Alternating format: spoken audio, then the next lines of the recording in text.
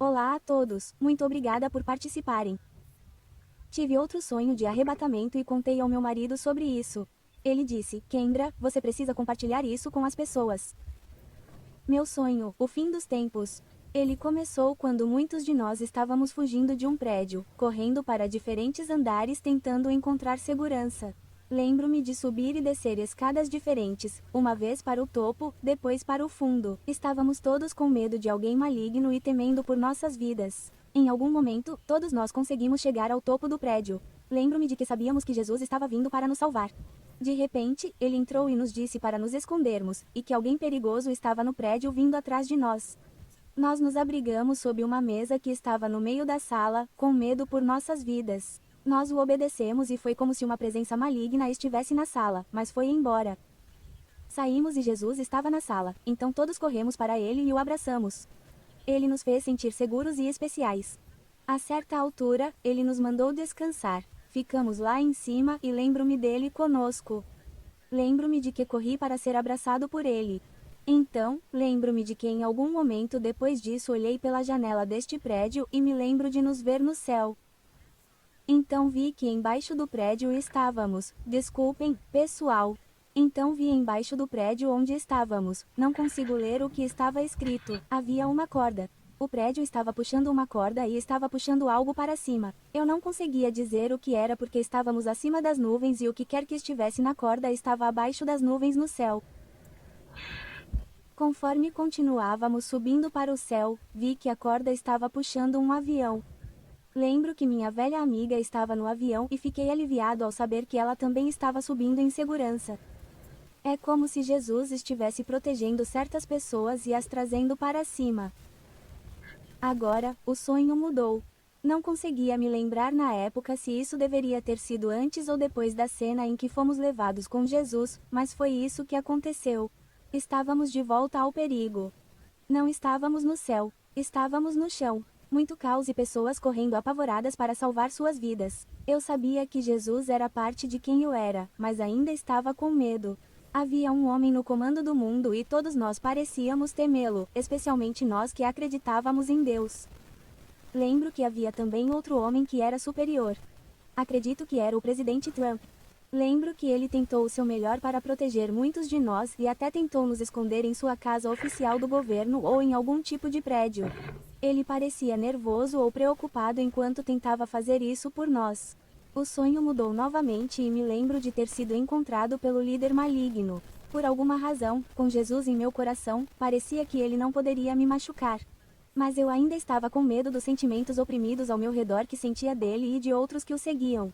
Eu me senti em perigo e ameaçado. Por alguma razão, esse líder maligno me deu permissão para falar a uma audiência sobre o que eu acredito que está acontecendo com o mundo. Então, entrei em um lindo edifício ou palácio que quase parecia ter arquitetura de arquiteto russo. Depois fui para um baile ou salão de festas. Havia guardas do lado de fora permitindo isso, assim como o líder maligno. Entrei na sala esperando encontrar um grande grupo de pessoas, mas não havia ninguém ali. Continuei falando como se pudessem me ouvir. Falei sobre o fim dos tempos e a revelação, e para que as pessoas acordassem para o que estava acontecendo e as avisasse sobre quem realmente era esse líder, que naquele momento percebi ser o anticristo. Quando terminei de falar com o nada, saí para onde ele estava me esperando terminar. Ele olhou para mim e disse: Você não pode esperar que alguém acredite em uma palavra que você diz, mas se acreditarem, eu os torturarei além da conta. Com suas palavras, meu coração afundou em tristeza e derrota. Toda a alma que acreditou sabia que precisava suportar os tempos difíceis. O sonho mudou novamente. Eu estava fugindo novamente para uma cidade durante a noite.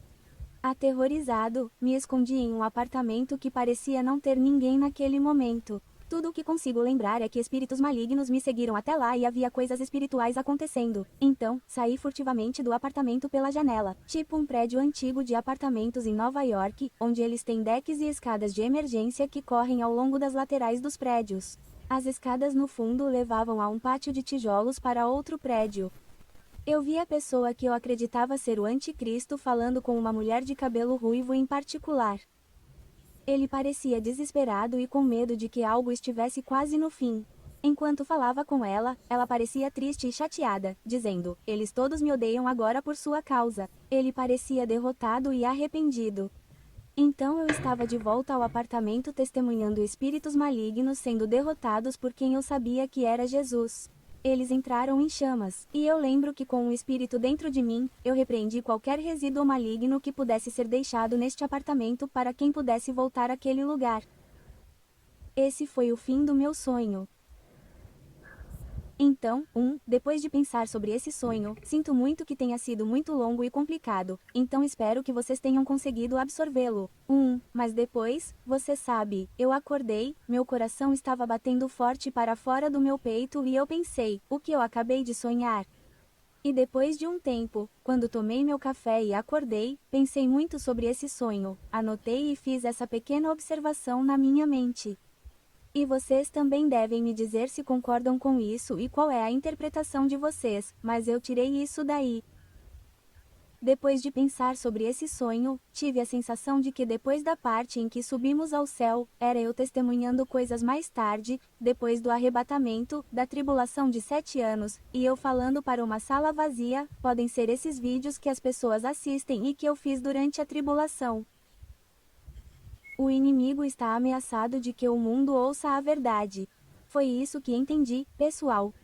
Também pensei que talvez eu falando para uma sala vazia, poderia ser apenas todos nós falando com as pessoas agora e ninguém está realmente levando isso a sério, como se ninguém estivesse ouvindo. É como se estivéssemos falando para uma sala vazia. Mas, pessoal, vamos continuar orando.